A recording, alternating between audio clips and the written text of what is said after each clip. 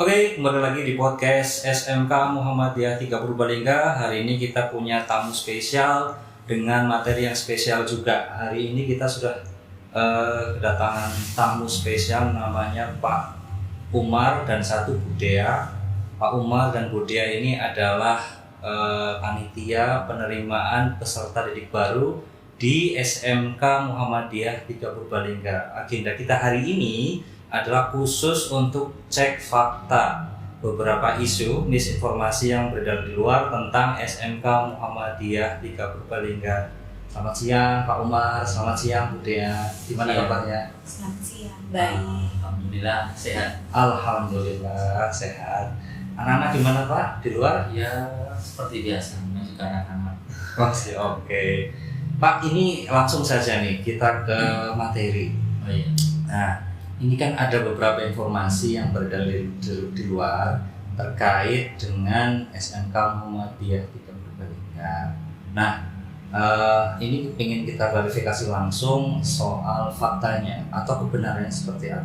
Nah, di antaranya yang pertama adalah isu tentang biaya sekolah yang katanya mencapai jutaan rupiah, bahkan sampai 10 atau lebih gitu ya. Saya klarifikasi langsung ke Pak Umar. Benar nggak Pak Umar? Sebenarnya gini, isu yang beredar ya atau berkembang di masyarakat, khususnya di Purbalingga itu sudah lama. Memang isu itu sangat lekat dengan biaya, terutama biaya daftar ulang atau biaya masuk di SMK Muhammadiyah 3 Purbalingga yang memang dikatakan hampir jutaan rupiah, bahkan mencapai 10 juta ke atas. Nah, isu itu kan datangnya beberapa dari alumni yang mungkin tanggungannya sangat banyak. Kemudian dari masyarakat sekitar wilayah Purbalingga juga mereka sering mendengar obrolan atau omongan dari masyarakat sekitarnya juga atau di lingkungan sekitar bahwa jangan pernah sekolah di SMK Muhammadiyah 3 Purbalingga karena biayanya mahal. Padahal jika mereka tahu atau ingin datang secara langsung, itu akan mendapat informasi yang faktanya itu tidak seperti yang di luar sana. Gitu. Oke, catat. Jadi faktanya tidak seperti apa informasi yang beredar di luar. Jadi ada misinformasi atau informasi yang keliru yang diyakini sebagai kebenaran, itu bohong berarti atau benar. Yang benar silakan bisa datang langsung ke SMK Muhammadiyah 3 Purbalingga, atau nanti kita bisa jelaskan diskusi sedikit ya Budaya soal rincian biayanya. Budaya mungkin bisa jelaskan Budaya, sebenarnya daftar ulang itu berapa sih Budaya di SMK Muhammadiyah 3? Kalau untuk daftar ulang, kan kalau di SMK Muhammadiyah 3 Purbalingga itu kan ada 2 jurusan. Yang pertama farmasi, yang kedua akuntansi dan keuangan lembaga. Kalau yang untuk farmasi, daftar ulangnya sebesar 1.800.000. Kemudian kalau untuk uang gedungnya itu dibagi menjadi 3 gelombang. Gelombang 1 sebesar 1 juta, gelombang 2 2 juta, gelombang 3 4 juta. Sedangkan untuk yang jurusan akuntansi dan keuangan lembaga itu untuk daftar ulangnya sebesar 1.600.000. Untuk uang gedung itu juga sama, dibagi gelombang 1, 2, dan 3. Gelombang 1 itu sebesar 500.000, gelombang 2 1 juta, dan gelombang 3 2 juta. Oke, terima kasih. Itu sudah clear, jelas ya bahwa biayanya nggak sampai sebesar yang beredar di luar. Jadi kalau saya total biaya paling mahal, biaya daftar ulang plus uang gedung untuk gelombang 3 katakan yang paling mahal itu 4 juta ditambah 1,8 atau 1.800.000 berarti ya? Iya, berarti sekitar 5,8 itu sudah yang paling mahal gitu ya di jurusan farmasi. Oke, di perbankan syariah itu gelombang 3 uang gedungnya 2 juta. Kalau daftar ulang 1,6 berarti sekitar 3,6 saja. Nggak sampai 8 atau lebih gitu ya? Iya, betul. Oke, jadi sudah clear bahwa biaya sekolah di SMK Muhammadiyah 3 Purbalingga sangat terjangkau, tidak seperti apa yang dikabarkan di luar. Clear, oke. Ada tambahan Pak Umar? di SMK Muhammadiyah 3 Purbalingga juga kan beberapa ada jalur prestasi ya. Prestasinya itu kan bisa akademik ataupun non akademik yang bisa dijangkau oleh anak-anak yang memang kalau mereka kepingin mendaftar di SMK Muhammadiyah 3 Purbalingga dan punya minat bakat yang bagus, daftar saja. Beasiswanya itu kalau dapat dikatakan sangat ya bisa membantu. Sangat bisa membantu untuk mungkin biaya SPP-nya atau uang gedungnya dan sebagainya. Di sini juga tidak kalah saing sebenarnya dengan sekolah lain. Hanya saja memang tadi yang disampaikan isu itu sudah sampai di wilayah Purbalingga dan anak-anak kelas 9 SMP maupun MTS itu juga kadang termakan isu itu. Bisa dari masyarakat atau dari kakak kelasnya. Seperti itu. Oke. Bahkan ada beasiswa ya. Ada beasiswa itu ada biasa prestasi, baik itu akademik ataupun non akademik. Ada yang lain beasiswa? Jalur kader. Kemudian Muhammadiyah ya kader Muhammadiyah. Kemudian bagi siswa orang tuanya yang sudah tidak ada, misalkan yatim atau piatu atau kedua-duanya, nanti ada beasiswa juga. Dan ada lagi yang mungkin menghafal Al-Quran. Hafiz. Ya, Hafiz itu juga ada. Ada Hafiz. Ya, jadi banyak. Jadi sebenarnya itu banyak beasiswa yang bisa didapatkan di KIP mungkin ya. Termasuk dengan KIP. Iya, termasuk KIP. KIP itu bahkan gratis ya, Bu ya? Atau seperti apa? Nanti dari kami bersedia untuk di rumahnya didatangi atau disurvei dulu. Jadi dipastikan ya. Pastikan terlebih dahulu. Oke. Bahkan bukan hanya terjangkau, tapi ada berbagai pilihan beasiswa yang akan membantu meringankan biaya pendidikan atau sekolahnya. Jadi SMK Muhammadiyah Purbalingga sangat mendukung untuk program wajib belajar 9 tahun atau bahkan 12 tahun gitu ya untuk sekolahnya.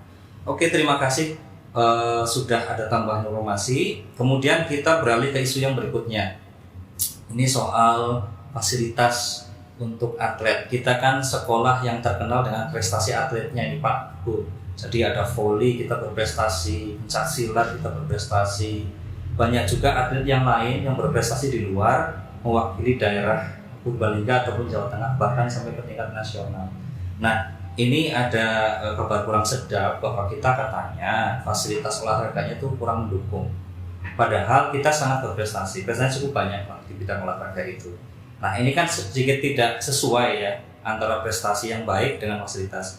Prestasi yang baik biasanya kan didukung oleh fasilitas yang cukup, ya kan? Tapi yang beredar di luar justru sebaliknya, kita kurang fasilitas dan sebagainya.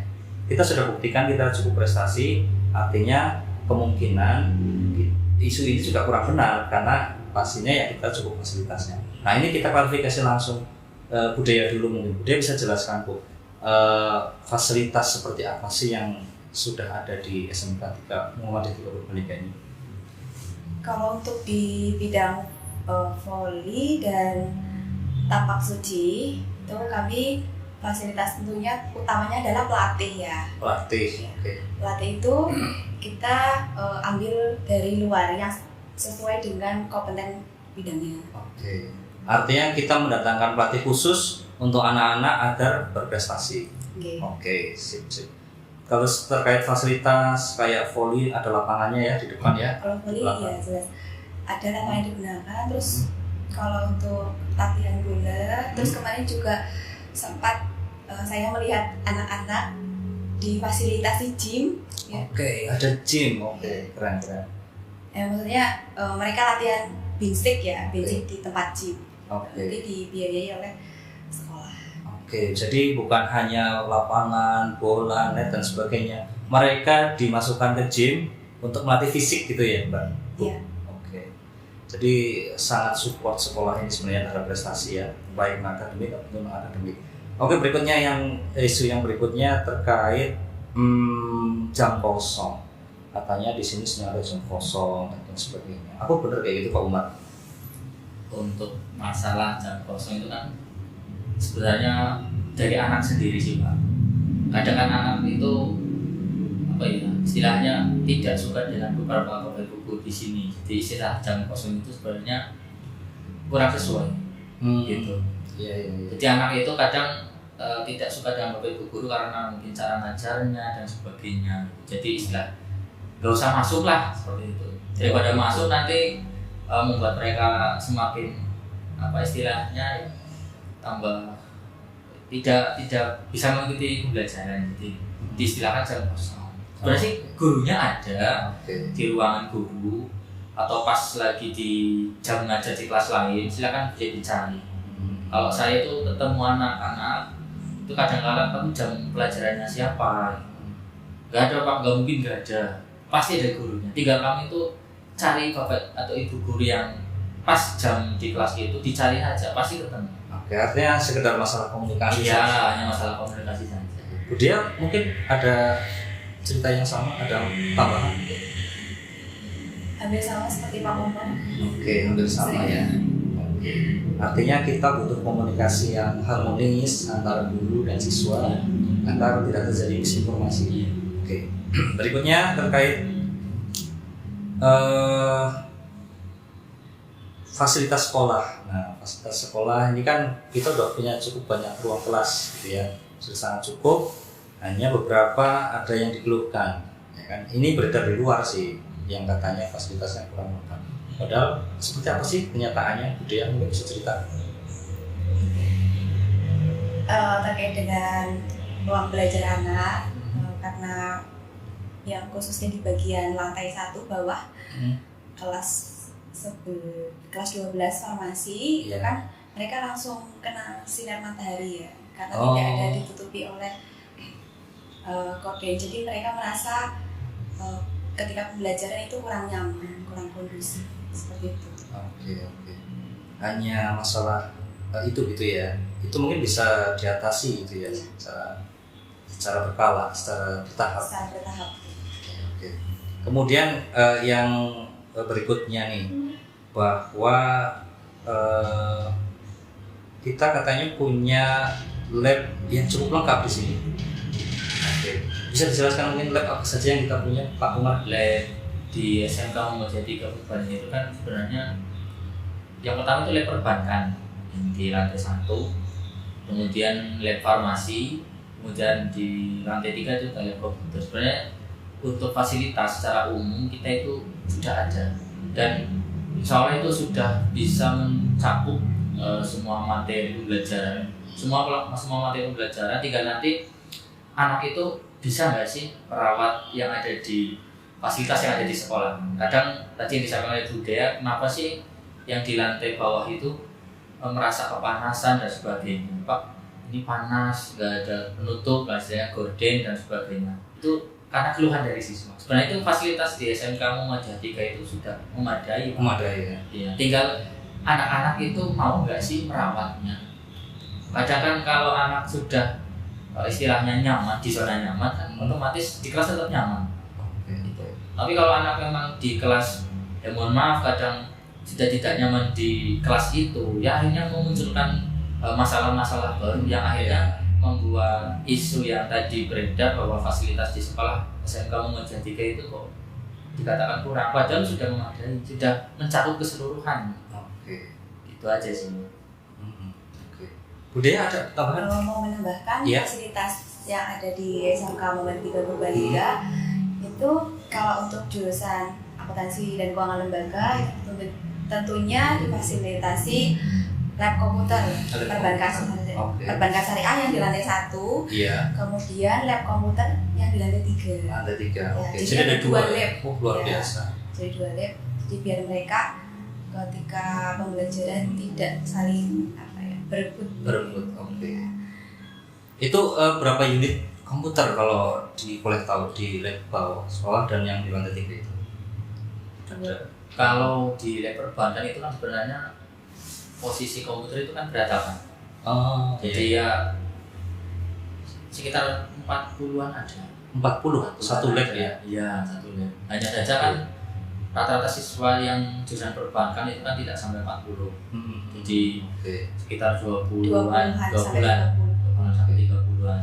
Untuk jurusan farmasi juga punya lab khusus ya? Farmasi itu ada di lab farmasi. Tapi kadang-kala kalau memang ada pelajaran yang istilahnya tentang iptek ya, teknologi itu komputer. Kalau zaman dulu kan TIK itu bisa pinjam lab di bawah atau yang di lab lantai 3 komputer lantai 3. Nanti dipakai bersama gitu. Ya, ini kan memang meskipun beda jurusan tapi materinya juga ada yang hampir mirip dan sama.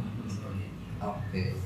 Lab kimia kita juga punya lab kimia ya? Iya betul, lab kimia, laboratorium kimia ya. Laboratorium kimia. Iya, terus juga kalau untuk anak farmasi, untuk melatih mereka sebelum PKL gitu kadang ada TUK ya Pak, tempat simulasi apoteker. Gitu. Jadi meracik obat dan sebagainya. Iya betul. Terkait dengan pelayanan farmasi bisa disimulasi apoteker, tempat TUK itu. Oke.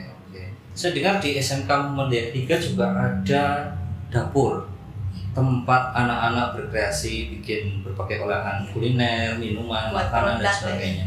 Itu bisa dijelaskan Pak Umar? Itu sebenarnya itu kan dapur kan digunakan dulunya itu untuk tempat praktek mata pelajaran kewirausahaan. Dulu namanya KWU, kewirausahaan, sekarang diganti produk kreatif dan kewirausahaan. Jadi anak-anak itu nanti akan praktek mungkin membuat makanan atau minuman atau membuat yang lainnya di dapur. Jadi biar anak-anak itu tidak prakteknya di kelas. Gitu. Kalau di kelas kan mungkin rasanya berat kalau memang anak-anak harus bawa kompor, gas dan sebagainya. Nanti makanya kita fasilitasi, kita buatkan dapur khusus untuk anak-anak yang memang prakteknya harus di dapur.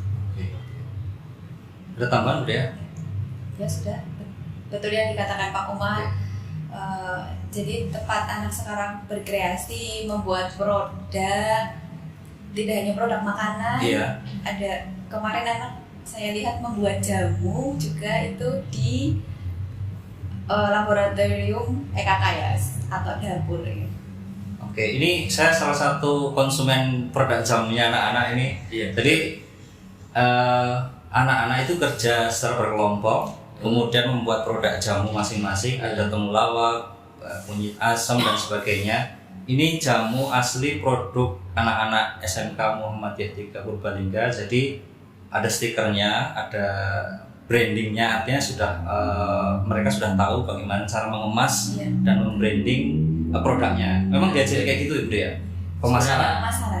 Sebenarnya untuk praktek pembuatan sediaan misalnya, entah itu jamu, entah itu dalam bentuk serbuk. Dulu pernah gula semut apa itu? Iya, gula semut. Gula semut juga sudah pernah. Di praktek kimia farmasi itu memang anak-anak itu sebenarnya dilatih untuk belajar kewirausahaan. Dari proses pembuatan sampai ke pengemasan, kemudian dilabeli. Nah, rencananya itu sebenarnya dijual ke masyarakat lingkungan sekitar. Gitu, dijual di luar. Biar nanti menambah tadi branding sekolah. Ya biar kita juga ikut promosi sebenarnya. Ternyata di SMK Muhammadiyah 3 itu anaknya kreatif. Ini satu, belajar kewirausahaan. Dua, dia mengaplikasikan ilmu farmasinya juga ya. Karena salah satu produk olahan farmasi kan jamu ini ya. Saya lihat sudah ada stiker, ada brandingnya. Kemudian di sini ada kandungan gizinya sudah lengkap. Mungkin tinggal izin gitu ya, izin perizinan. Nanti bisa beredar bebas di luar. Dan saya sudah coba, rasanya memang nggak kalah sama jamu yang gendong yang di luar sana gitu ya. Dari segi rasa, dari segi kualitas saya lihat ini kental gitu ya. Jadi nggak encer kayak yang di luar, ini kental, artinya konsentrasi bahannya cukup tinggi. Artinya saya juga tanya anak-anak tadi, bahannya masih fresh katanya, baru bedul dari kebun apa dari mana gitu. Sebenarnya kan dari awal anak-anak sudah dikasih materi terlebih dahulu. Kasih materi, kemudian dikasih gambaran mungkin lewat channel YouTube. Nah, dari situ anak-anak sudah mulai berpikir secara kritis. Ternyata pembuatan jamu itu tidak serumit yang mereka pikirkan. Ketika memang mereka sudah tahu literaturnya dari mana, referensinya dari mana, kan anak-anak jadi gampang untuk pembuatan. Ini juga sebenarnya tugas PKK itu kan bisa berkolaborasi dengan mata pelajaran yang lainnya. Jika nanti anak itu bisa istilahnya memproduksi pengemasan sampai ke brandingnya itu tidak hanya lewat media yang lain, bisa lewat diiklankan, bahasa itu di marketplace, di Facebook, Instagram, atau yang media sosial anak-anak itu punya. Gitu. Atau bahkan lewat TikTok gitu. Oke, jadi lewat media digital gitu ya? Iya, media digital, media online lah bahasa seperti itu. Oke. Jadi ini walaupun anak farmasi ini juga belajar marketing, belajar wirausaha, belajar mandiri. Jadi nggak hanya melulu belajar obat-obatan. Betul. Ya. Kalau anak perbankan otomatis belajar marketing. Ya, kalau itu Tentunya jelas. ya belajar Iya. marketing. Oke. Itu.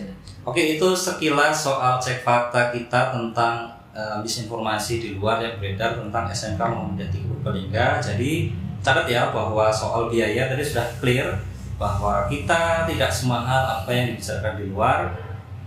Biayanya sangat terjangkau, bahkan ada beasiswa yang bisa dimanfaatkan oleh peserta didik, calon peserta didik sesuai dengan kondisi dan situasinya. Gitu ya, Pak? Betul. Oke, dan terkait fasilitas juga tadi sudah dijelaskan, fasilitasnya sudah sangat cukup, terbukti dari anak-anak kita semua yang berprestasi di bidang olahraga khususnya, dan soal kualitas pembelajaran dan sebagainya sudah teruji, mereka sudah bikin produk, tinggal bagaimana nanti ngurus perizinan dan pemasarannya siap berproduksi di luar. Jadi ketika lulus nanti mereka punya bekal yang sangat cukup untuk bisa hidup mandiri, gitu ya Pak? Betul.